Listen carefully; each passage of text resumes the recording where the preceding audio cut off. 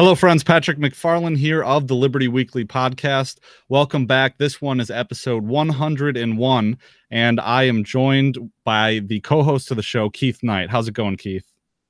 Excellent, Patrick. I am so excited for the books today. These are two of my favorites. I keep them on a coffee table so visitors can see them at all times. And those books are both of Mance Rayder's books, or Pete, what's his last name? It's so new.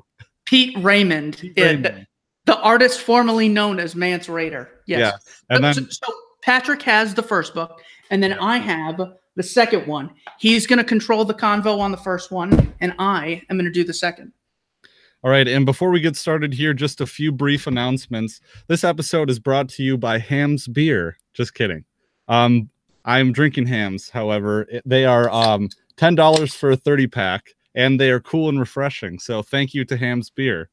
Also, we have a new patron. We've been getting some new patrons as of late. Hat tip to Keith, because I'm sure that's why. No, but it's really great. This one is not identifiable, the new patron. They are identifiable only by the letters AA space AA. So that was the username. So thank you so much, Quadruple A, I guess we'll call you. Really appreciate that. We're really getting to the point now where we have excess monies, and so we can use the excess monies that are not spent on our operating costs to help improve the show, either through equipment or through books. And so we're very excited and very grateful for that. One quick note on donating.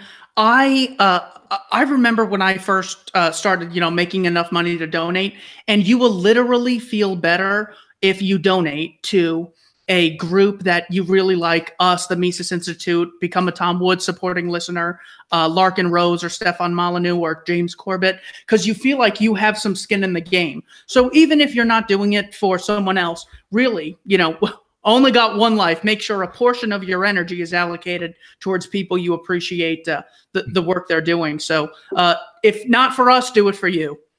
Yeah, and both Keith and I donate to some of our favorite content providers as well. So from our personal funds and not from the funds that go to our show specifically. But okay, so enough of that. As I said before, the show notes may be found at libertyweekly.net/101 for this one. I mean, there's just so many good ones. And as we usually do, I found myself bookmarking almost every single meme. So we're just going to jump right into it here. The first meme is taxation is theft, and it's the scroll of truth, the uncomfortable truths. And for this short little just for discussion purposes on this meme, do you follow Tim Pool at all, Keith? I don't know. I know who he is, though. You know Tim Pool? I think so. He got into a Twitter exchange with our friends over at the Hapa Supremacy podcast, and she was saying taxation is theft, and he jumped in and said not paying taxes is theft. So what do we think about that, Keith? Yes, not being stolen from is actually not theft. That is like saying masturbation is rape. I'm sorry to use that analogy. That was inappropriate. I would say taxation is theft because it initiates aggression against peaceful people. If anyone else were to attempt to initiate taxes, issue taxes. Let's say we started making taxes for our show, and in exchange, we provided a show every week.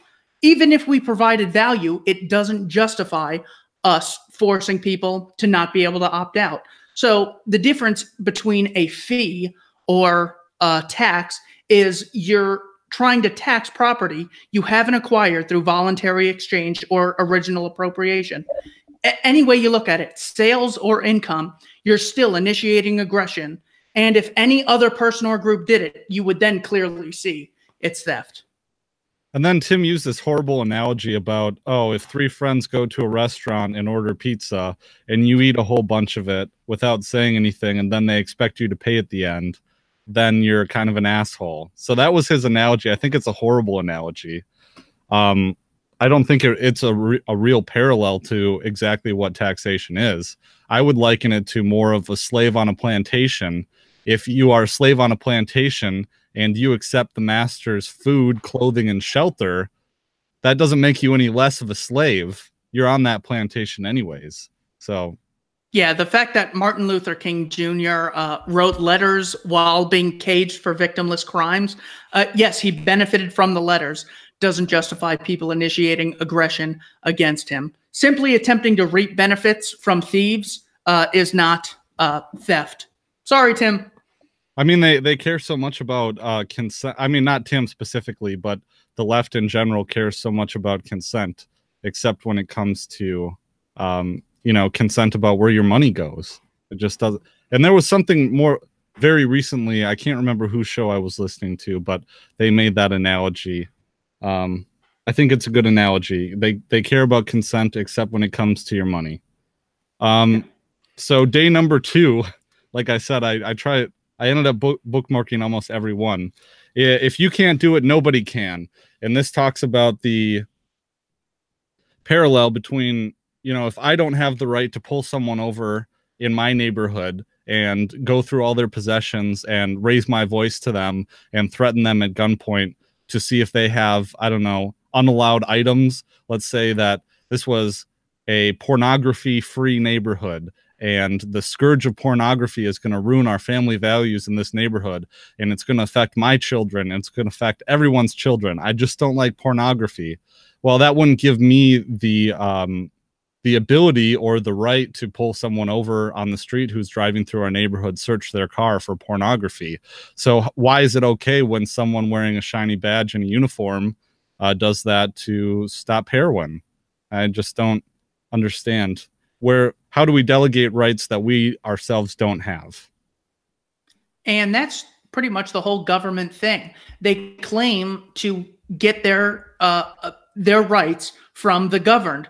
But if I don't have the right to issue regulations, pass executive orders, issue taxes, initiate wars, or I'll be called a terrorist, then how did they get the right from me or us collectively?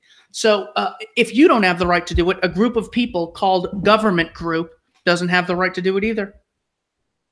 But Keith, if a majority of people get together and say that it's okay for this one person to rifle through our possessions and search for plants, then it becomes okay, right? No, unfortunately, it doesn't. Actually, fortunately, it doesn't.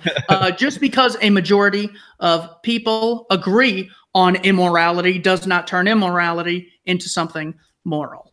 The best argument against this would be, can 51% of the people vote to confiscate the wealth of the other 49%? Can 95% vote to enslave or kill or steal from 5%? Even if it's such a great disparity, you still have to respect the rights of the individual because they have a better claim to their body and their property towards anyone else.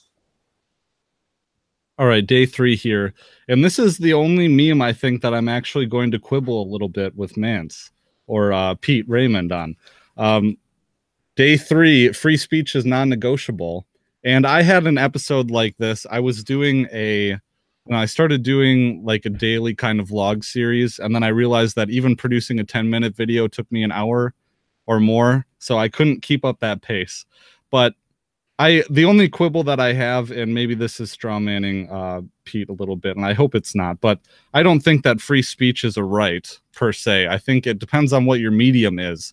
And actually, I am pro-censorship in some instances. If I own a grocery store and I have a cashier who is a vegan and wants to propound on how great the virtues of veganism, well, I'm going to shut her the hell up. So censorship is good. In my customers, if I go to a grocery store, I don't want the cashier berating me about buying meat or, you know, beef, hot dogs, products, what have you. So I think that it all comes down to private property. And yes, I would prefer free speech. I guess this is just a very nuanced point to make. And I don't think that, you know, Pete would disagree with me on this one. But what do you think about that, Keith?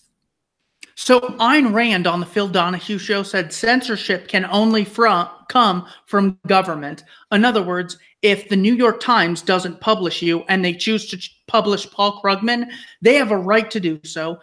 That extends to Twitter or Facebook or these other things. The problem with Twitter is not freedom of speech, but it's more breach of contract, as in there's a general understanding you can't advocate violence, post snuff films, or rape. Like those are the basic things. But then when they shut someone's account down, that's a clear breach of contract. So that's not what I'm saying. I'm not saying good for them for, killing Sargon of Akkad or Milo's accounts or whoever they've gone after on YouTube. So that is a breach of contract. That's not a free speech thing. As far as, no, you do not have the right to force someone to host you, whether it's your writing or your speeches or any content available. That's more of a property rights discussion.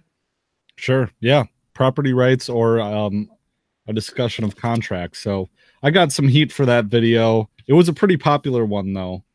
So still good time. And then this one, guns are your private property. And I thought we would just touch on this one because guns are your private property. And I think the defeating argument of all gun control is that, well, if you are pro-gun control, you're not anti-gun violence, because how would you enforce gun control? Well, you would have some people with guns that would confront the people that have guns that you don't want to have guns. So you are pro-gun violence. What do you think, Keith? Have you tried using that against people? I have. And the cognitive dissonance, just they can't confront that. Oh, yes. Well, the one I use is, because you're often arguing with leftists, is you want this group of people, the military, the police, this group to have a monopoly on licensing guns, who gets them and who doesn't. You want them to have a monopoly on AR-15s or bump stocks.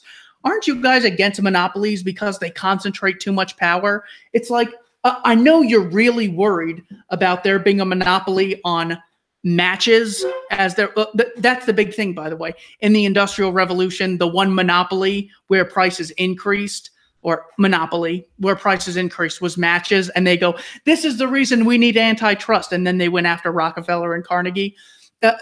The most important thing is defense and the ability to defend yourself against aggressors. You want this group, first of all, it's not just any group. This is a group of people that has, a history of total atrocities. You just list them. Just Waco, the My Lai massacre. You have invading Iraq based on lies. You have Abu Ghraib. You have invading Afghanistan based on lies. A civil war that killed 500,000 people. Just spraying Agent Orange in the skies to kill civilians in South Vietnam. It's crazy. That's the group who gets to have a monopoly on guns? You've got to be kidding me.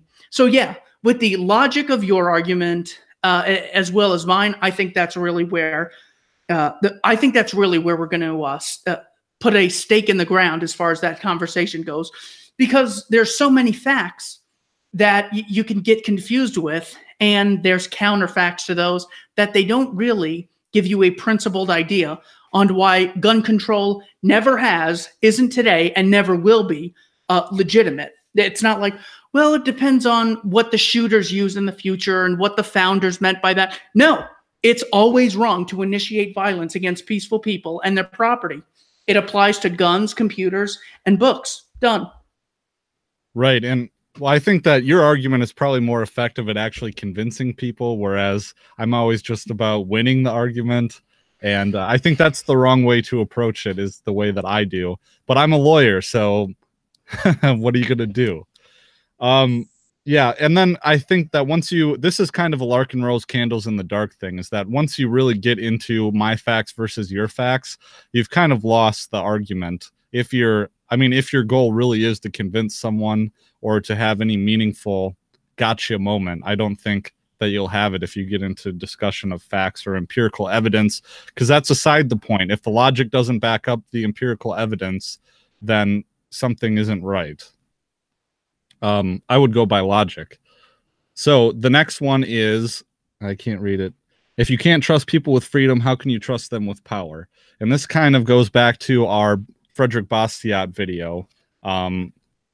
I mean, Basquiat was saying this, you know, way back in the day. What was his time frame, Keith? I horribly butchered it in our episode. I rattled off like the wrong century or something. That book was written in 1850. Okay. I'm a great and that's according to there's a part in the book where he mentions the United States. He goes, the biggest problem in the United States today, and in parentheses it said writing in 1850. Mm-hmm. So that's probably what that meant.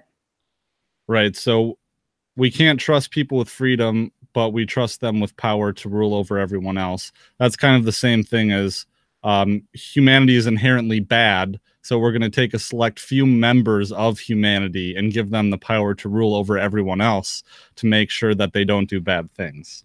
The fox is in the hen house, people. Fox is in the hen house. I know. And it's not just a random group of people. It's not like, all right, here's the group and we're going to take these 5 to have them rule over. That would be bad enough, but it's worse because when you get a state, you attract the Chairman Maos, the Hitlers, the Kissingers, the Brzezinskis, the Madeleine Albrights, the Barack Obamas. They seize power and then they just go nuts. And then they just start waging wars of aggression. And then it's like, oh, 4 troops died in Niger, to which a congressman goes, what? We have troops in Niger? I mean, it's so funny. And this is I will say this quote a million times until people start grasping it. This is from The Most Dangerous Superstition, page 27. If human beings are so careless, stupid, and malicious that they cannot be trusted to do the right thing on their own, how would the situation be improved by taking a subset of those very same careless, stupid, and malicious human beings and giving them societal permission to forcibly control all the others? That's a mic drop. It is. And are you a fan of Lord of the Rings at all, Keith? I'm not, no. Oh, man. Okay. Well, we could have a discussion about that where, you know, Gandalf, you've seen the movie, right? I mean, or you haven't read the books or anything? Oh, yeah, I've seen all 3 movies, yeah. Okay. Well, Gandalf, like, denies taking the ring because, you know, Frodo says you could use it for good. You could, you know, be benevolent. And no, through me, Keith, the power would wield the power unimaginable. Okay. So day 7, and how are we doing on time, you think? I think we're 20 minutes in. Okay. So I got a little bit more here. No people have ever voted their way to liberty. Here, I'll show this one. It's the Venus flytrap meme. It's very great, and it has the bear trap and everything in it. So, what do you think about that one, Keith? You know, it's very difficult. I don't think there's been a principled revolution through voting. There's this meme going around that's so sad but so true. It says France just rioted and got more freedom than we've ever gotten through decades of voting, and it's sad, but through the rioting, they got Macron to push the discussion on the gas tax to 6 months, and then they kept doing it, and now it's off the table. It's like, come on, you psychos. Is that what it has to come to for you to say, you know what, maybe I'll just have the same rights as every other citizen? That's how crazy they actually are, that they'll still hold on to it no matter the amount of destruction that it causes.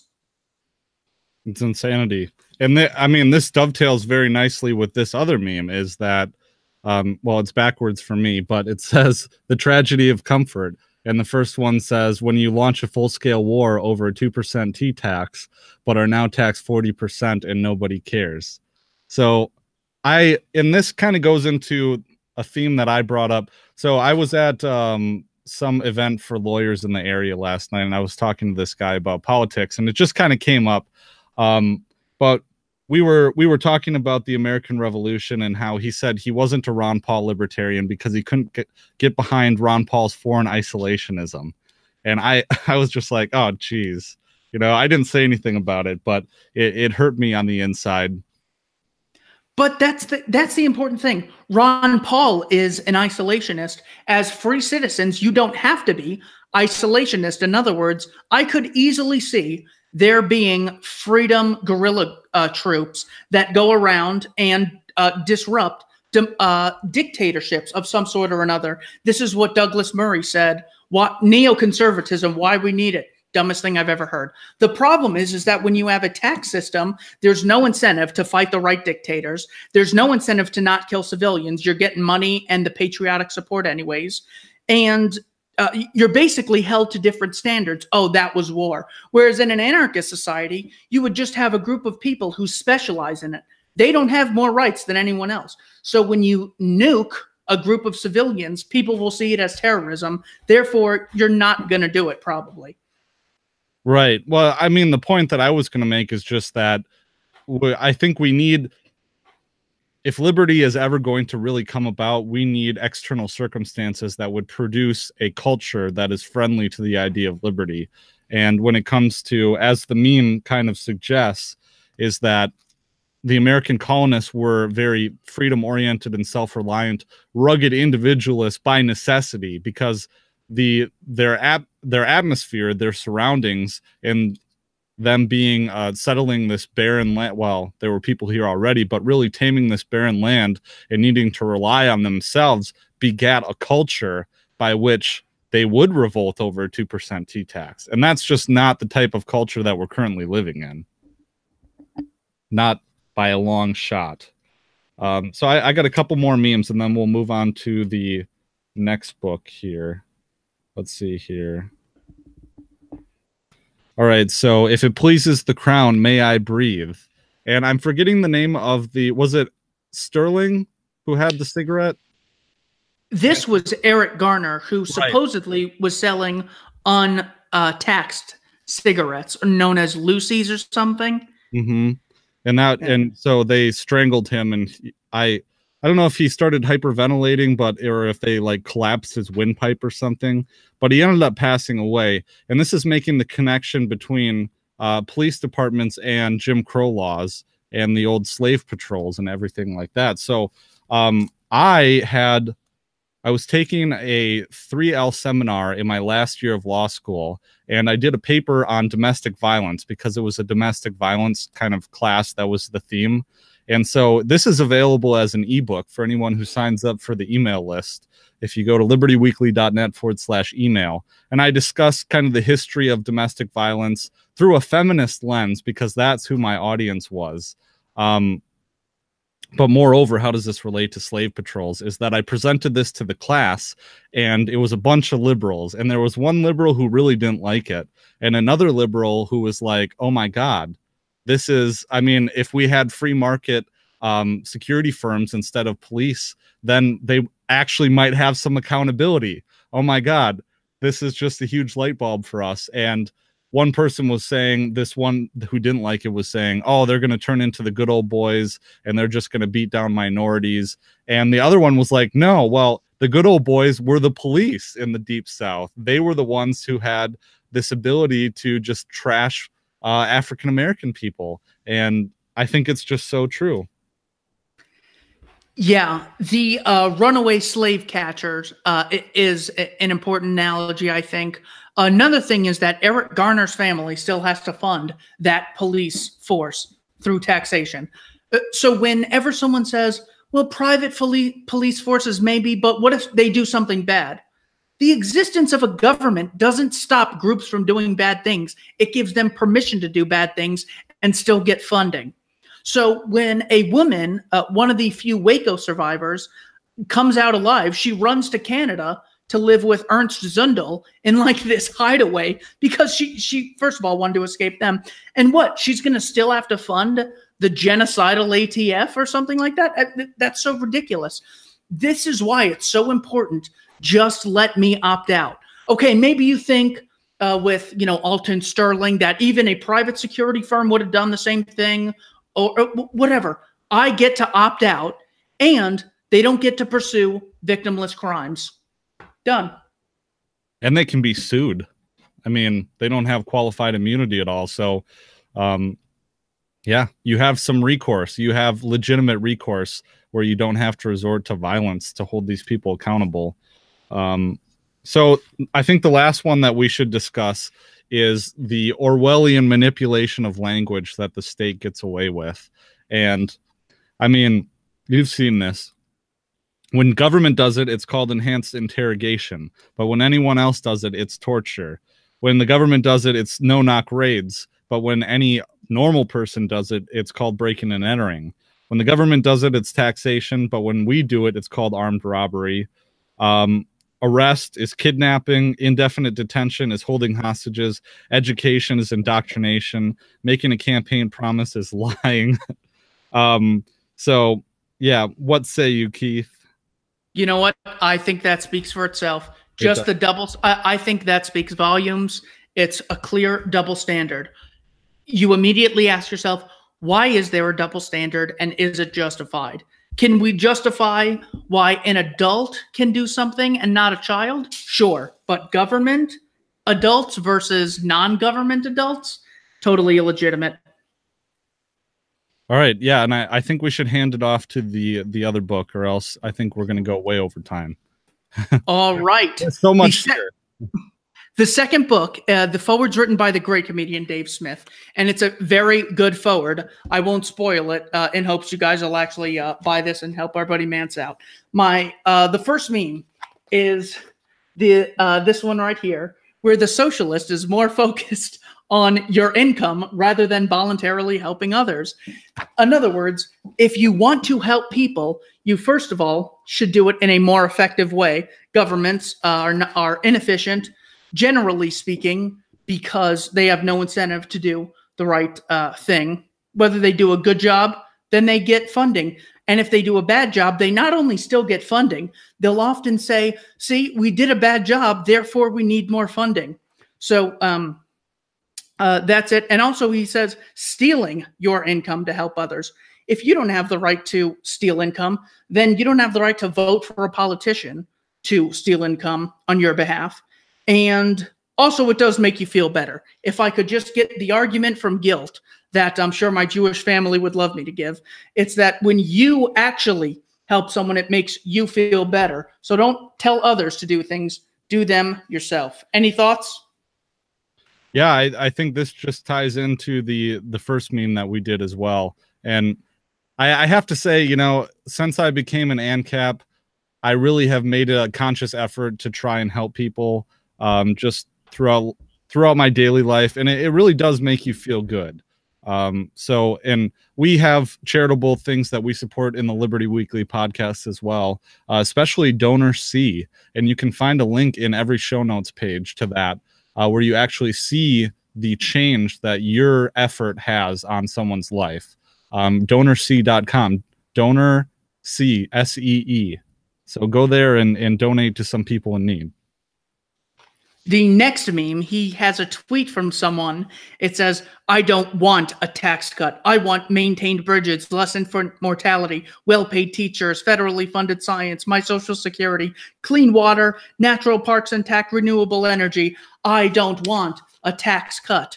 The obviousness in this the tweet is that you actually don't need to be taxed to fund any of those things. All of those things can be funded voluntarily. You don't have to wait for someone to come along and steal on behalf of someone else. Any thoughts? They have been provided in the past. All those things. I mean, aside from the federally funded science, I mean, look where we got at this point in time. There was no bureau that, I mean, to my knowledge, there was no bureau that invented the automobile. So, yeah. Yeah. And I have no clue if like Copernicus, Isaac Newton, and Galileo were federally funded. Either way, you don't have the right to force someone to research something. I love doing research on history and all that stuff. I don't have the right to force people to fund my operation. The next one is a woman, Sarah Polly, saying, whiteness has an ignorance that is bottomless. And then Jordan Peterson saying, the idea that you can target an ethnic group with a collective crime regardless of specific innocence or guilt of that constitutes elements of that group. There is absolutely nothing that's more racist than that.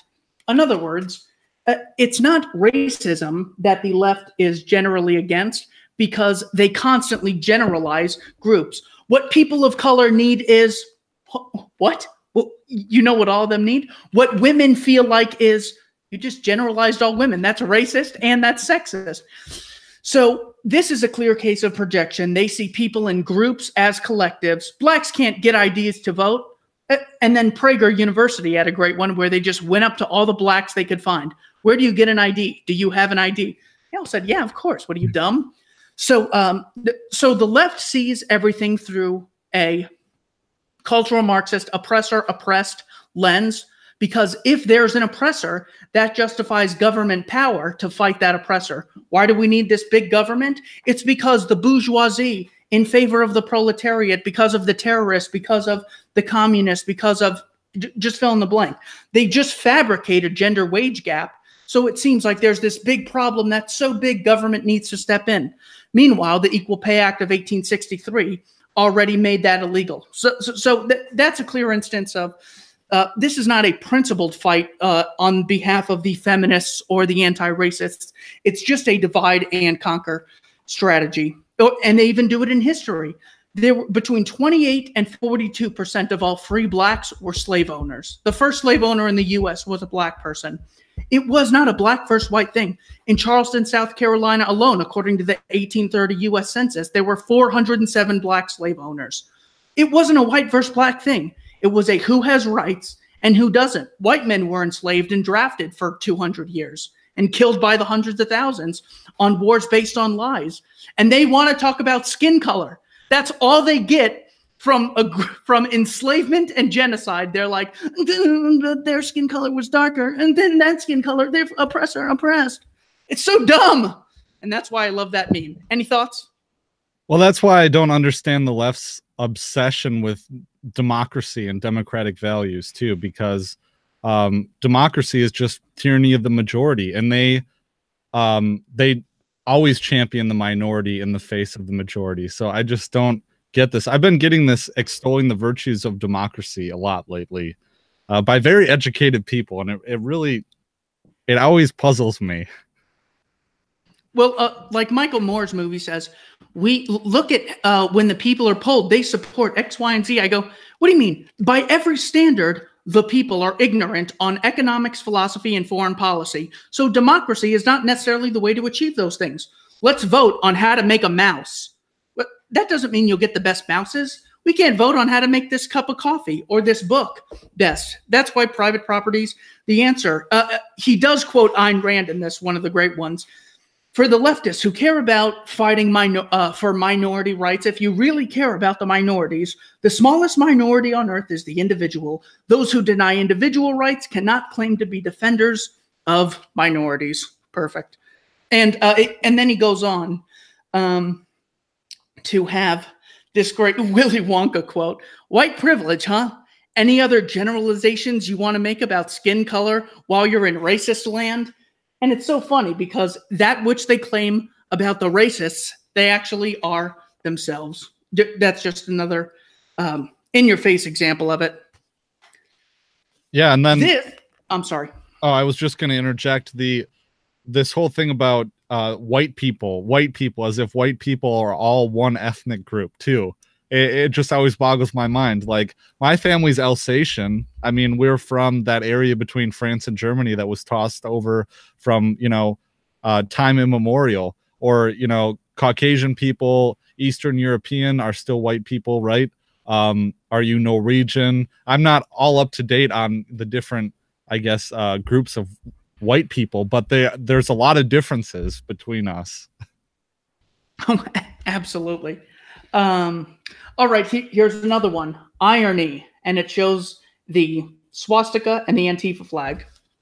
It reads, can I copy your homework? Yeah, just change it up a bit so it doesn't look like you look obvious you copied, okay? In other words, you have to be able to think on principle. You can't just say, okay, far left and far right. Those obviously can't be the same things. But no, they actually are. They both believe in political authority, the belief that a group of people, government, has more rights than anyone else. And to a further extent, they believe in a heavily institutionalized aggression against the private property ethic. That's all it is. The National Socialists, believe it or not, you can read the 25-point Nazi platform. Put that in the show notes, please, if anything. Just read them, and you could literally read them off, all except the ones that are specified to race or Jews. You could read those. State-run banks, state-run media, state-run education, state investment in the economy, state regulation of the economy. Those are perfect things that show that there's no principal difference between the two. So when the Nazis say, capitalism, communism, all the same thing. No, you can't just take our thing and use it to your own. The communism is the abolition of private property. Capitalism is the institutionalized recognition of private property and voluntary exchange contracts between private property owners. So if you don't understand on principle, you'll fall for this horse shit right here. Excuse my language. Any thoughts on that one, Pat? Yeah, you should talk about I'm just writing the show notes here, but you should talk about the tweet that you made that Tom Woods liked that I read this morning. We were talking about before we went on. Oh, so there was a woman arguing with Tom Woods who said, no, the Democrats have the moral high ground as opposed to the Republicans. The problem is Republicans. Bill Clinton's personal teacher at Oxford was a guy named Carroll Quigley. Carroll Quigley wrote in a book, Tragedy and Hope, that there's a conspiracy to get the two parties to be so similar in policy, but have little differences and really focus on them. So you can, quote, throw the rascals out without there being any policy changes. He cites the Royal Institute of International Affairs, the CFR and the Round Table Group, and Milner's Kindergarten as the people behind this. But about that tweet, I just asked her, okay, let's just go through the big ones. Which party supports the Federal Reserve having a monopoly on the currency and a coercive state monopoly on interest rates? Who supports the drug war? Who supports regulation? Which party supports gun control? Trump just implemented a bump stock ban. Reagan implemented an automatic assault rifle ban. Who supports intervention in the healthcare market? Bush implemented Medicare Part D, and we know where the Democrats stand. Who supports the drug war? Who supports killing civilians overseas? Who supports taxation and all this other stuff? Everything else is trivial compared to that. They collude with Russia. Okay, the Democrats get a ton of money from AIPAC, the American Israeli Political Action Committee. Oh, foreign intervention. That's foreign interference in our election. Those are trivial nonsense things. So when Don Lemon says, there weren't any, affairs under the Obama administration. Well, first of all, there was a guy, Larry Sinclair, who came out and said he had an affair with Obama and gave a speech about it, giving details and citing his time slots. But just because the mainstream media didn't report on it, Don Lemon assumes it doesn't exist. But that's a perfect example of someone being pushed with, here are the only things that matter. Both of the parties agree on both of these. What do you say? And Tom could not get her to move an inch to admit that. And that's why you have to think on principle. Yeah, of course he couldn't get her to move at all. But specifically on the drug war, you would think that the left would be against the drug war, but they are only when it comes to, oh, well, we should get rid of mandatory minimums and we should maybe decriminalize marijuana. But cocaine, heroin, all those things still should be illegal. Still should crack. I haven't met one leftist who was, like the ACLU civil libertarian type who was like, yeah, let's legalize all drugs. Never. Have you? It's so rare. And when they do it, their reasoning will be, we need to legalize it because it disproportionately harms African Americans. I go, yeah, men are half the population and 90% of the prison population. Is it sexist against men? No, they commit more offensive. That's the first thing. So because they don't want drug legalization for a principled reason, that's what keeps it going. Because if they say the reason it's okay to use drugs and not be put in a cage for using it is because it's wrong to initiate violence against a peaceful person who's not initiating aggression against anyone else. And once you get there, then everything collapses. So they have to go into talking points. So Beto O'Rourke on Bill Maher's show has to say, I think we should decriminalize marijuana so we can tax and regulate it, and the taxes will be used to put back in our schools. Asshole, you get billions of dollars every year and 12 years per student, and you want more. Greedy son of a gun. This is insane. So that's why the leftists will never argue for against the drug war on principle. It'll only be, well, because the Rockefellers were behind it, or something like that. Or those laws were intended to, the opium laws targeted Chinese immigrants because they were building the railroads at the time. I don't know. It doesn't matter. It's irrelevant. It's still violence against peaceful people. Right. And that's one of the biggest problems I have with like Black Lives Matter is that at its heart, they're not anti-cop because you can't delegate rights that you don't have. They're anti-cop because it disproportionately affects African-American people in police violence, or so they say, you know, and there's no principled stance there. And going back to the point that I made earlier about how the left is concerned with consent for everything except when it comes to your money. You know, you can't, and this is a problem I have with civil libertarians, is that without financial or economic freedom, you don't get any of the other civil liberties that they talk about. Those things are so intertwined. You can't have one without the other.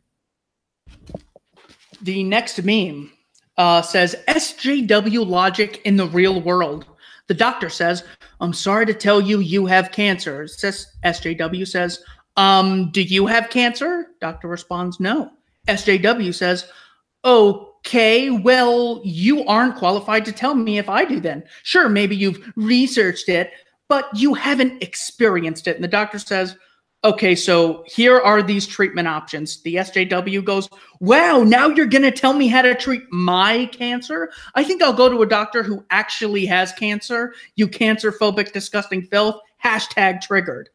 This is a great logical fallacy used. If you haven't experienced specific thing X, you cannot have an opinion on X, which logically says if you haven't been raped, murdered, or mugged, you can't have an opinion on whether those three are good or bad. If you haven't been the victim of a genocide, you can't say if genocide is good or bad. You're just pushing your subjective opinion on someone else. This is simply a hurdle that an irrational sophist will create to get you to jump over. So 3.5 billion women, 3.5 billion people, men, can't have an opinion on abortion. There, we've all dealt with them.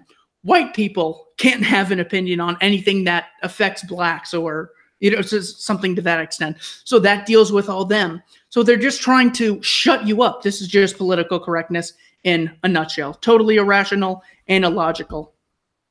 Right. And if you're a black person that has an opinion about, you know, Black Lives Matter, then you're just an Uncle Tom. I mean, if so, you can't win for lose. And I mean, this goes along to this logic with the cancer doctor, this meme of where maybe you're an idealistic young libertarian, and let's say people like maybe your parents will just dismiss everything that you say, all the logic and all the reasoning and all the reading that you've done, just by saying, well, you don't know how the real world works and you haven't experienced the real world. So all the points that you're making, which have real world references and studies and examples, we can just throw that out the window because you're young and you haven't experienced the world yet.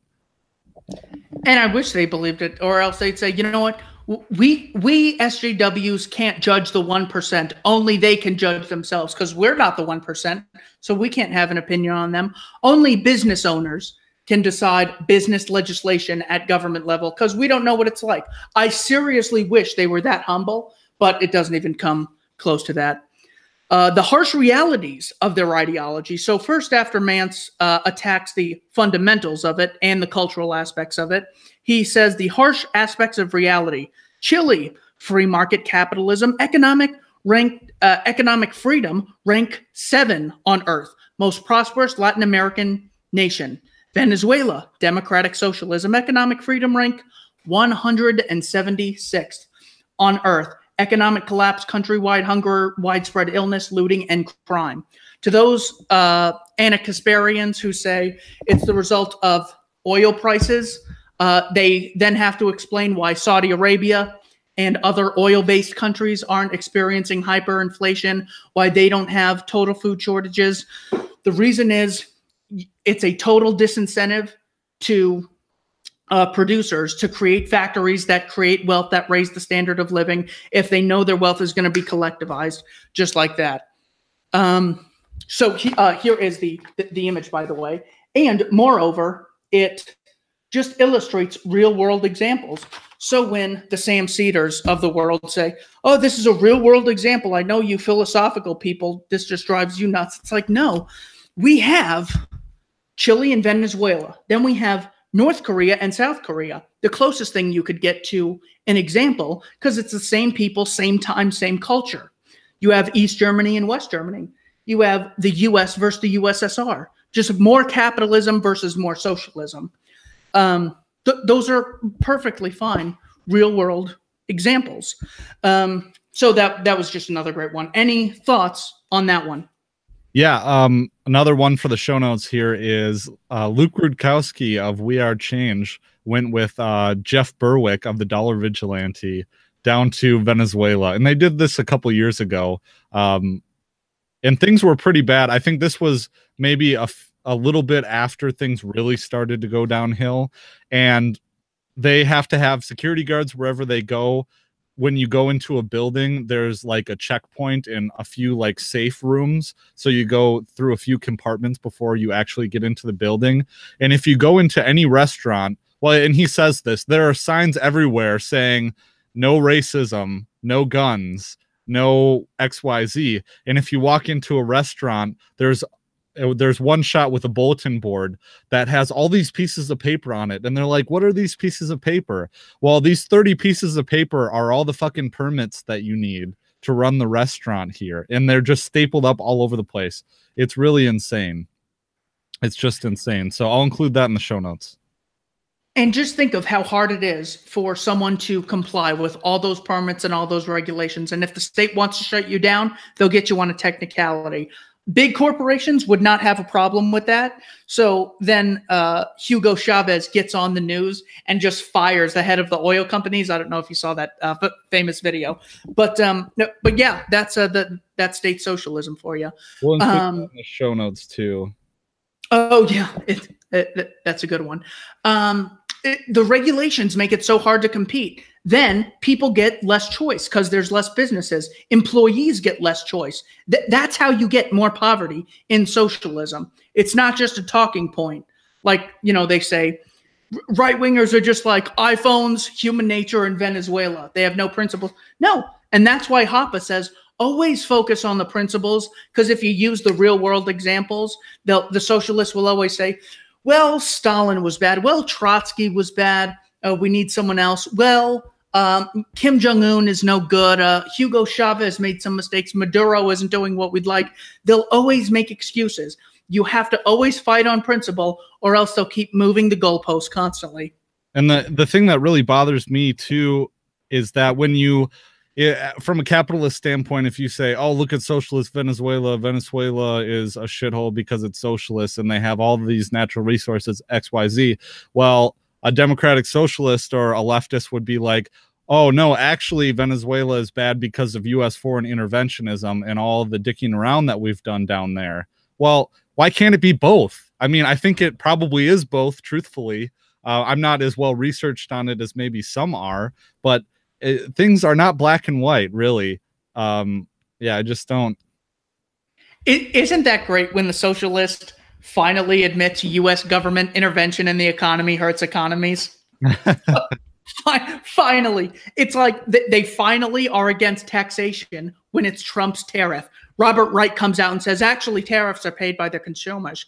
And then Paul Krugman comes out and says, oh, actually, tariffs are no good. We need free trade. It's like, how about domestic free trade, unregulated? It applies the same Arizona to New York as it does Arizona to Mexico or Chile or Japan. Ridiculous. So bring this to a nice end, he has this great one. Liberty is always the answer, he titled this. So saying socialism works so well, people build boats from trash to escape it. It is an interesting observation. Of the number of people between Cuba and Florida that escape one country to reach another, it's 100% escaping big government, totalitarianism, and coming to a more free place. I'm not saying the U.S. is Ancapistan. I'm saying there is more respect for the private property ethic in America than there is in Cuba. That's why you constantly get people risking their lives. I mean, talk about frickin' voting. Voting is sort of, putting your 2 cents in. Here's what I think. You must really think good of something if you're willing to risk your life, well-being, risk everyone you know, leave them, and just start floating to a different country. Cuba, that's another example of places going to hell as a result of socialism. Mance has a great quote in the writing. He goes, "I loathe government and believe the free market can provide all services the state does with better efficiency and more humanely." He brilliantly makes this into one sentence because it simply gives all the arguments for people worried about efficiency, people who want prosperity, people who want, mass success. The free markets do things more efficiently because there's competition and it's funded voluntarily, and more humanely because the state is inherently immoral, acquiring property through aggression. That's why it's called Hazlitt called it the coercive versus the voluntary sector. That's the bottom line. So I love how Mance, there's a couple more, but if you want to find those, and there's a meme gallery where he just has, just 10 knockout memes at the end. That is all I have on that book. I think these are both great. I would recommend buying both of them. Yes, and so Mance or Pete Raymond, still trying to get used to that. We both contribute to the Libertarian Institute at libertarianinstitute.org. So this is a little shout out. We need to have Pete back on the show, because I had Pete Raymond on the show twice. I think when he was first taking off, and I was on Free Man Beyond the Wall as well. But we haven't interacted since we both got on the Libertarian Institute. And Keith, you're a contributor at the Libertarian Institute now as well. So yeah, just really great stuff. We'll put links to where you can find his stuff in the show notes page here. I mean, talk about meme gallery. You should follow him on Twitter, because that's kind of how he got his thing, right? How he established himself was being the meme lord, the resident meme lord. So a few shout outs here. I really wanted to do something special for our patrons here. Our friends Chanlin and Thijs Vanderlinde have been the two of the longest patrons who have done the most supporting for the show monetarily. So I just wanted to give them a shout out. I think Chanlin was on the show. I'll put his appearance on the Liberty Weekly podcast in the show notes page. And Thijs is starting his show too, I believe. And there was an episode I did with him that you can get by supporting the show. There's, I think, 80 or 90 extra posts that you can get right away if you pledge to the show. They're all backlogged way back here. You can just keep scrolling and scrolling and scrolling. So a little peek behind the scenes at what kind of content is in there. Also, don't forget to sign up for the email list sign up here. You can get email updates of every episode that we drop. So anything else, Keith, that I'm forgetting? Nothing else. Always a blast talking to you. Oh yeah. So we're gonna do a little post-show Patreon bonus content as well, probably with Kyle Ancelone of Foreign Policy Focus, and maybe some other guys from the Libertarian Union. So that will be also on Patreon. But this has been episode 101. I think for episode 102, I'm going to try and do that thing about the Wisconsin prison systems and some shenanigans that is happening with Lincoln Hills, which is a juvenile correction facility that's being sued by the ACLU for abusing inmates. And these inmates, once again, are juveniles. So I think it's really important to shed some light on that one. So looking forward to that. But thanks a lot, Keith. It's been great having you on. Oh, yeah. And make sure you read the social contract closely, because it says we can abuse people in prison and juvie, and Abu Ghraib is legitimate and Guantanamo's good. That's why you really got to read the social contract fine print. It's right. It's the fine print, which us lawyers, we know all about that.